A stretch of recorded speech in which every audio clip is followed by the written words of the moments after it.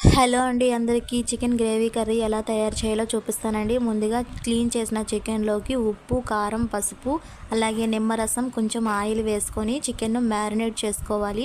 ఇలా మ్యారినేట్ చేసిన చికెన్ను ఫ్రిడ్జ్లో అరగంట సేపు ఉంచుకోవాలి.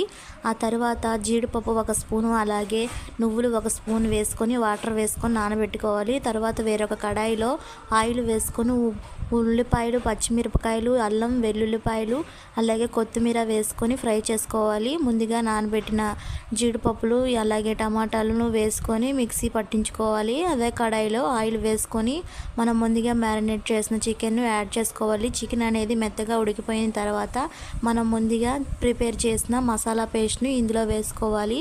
ఈ మసాలా పేస్ట్ వేసిన తర్వాత సిమ్లోనే 5 నిమిషాల పాటు ఉడికించుకుంటే చికెన్ గ్రేవీ కర్రీ అయితే రెడీ అయిపోతుంది. ఇంతేనండి, easy and tasty chicken gravy curry అయితే రెడీ అయిపోయింది. వీడియో నచ్చితే ఒక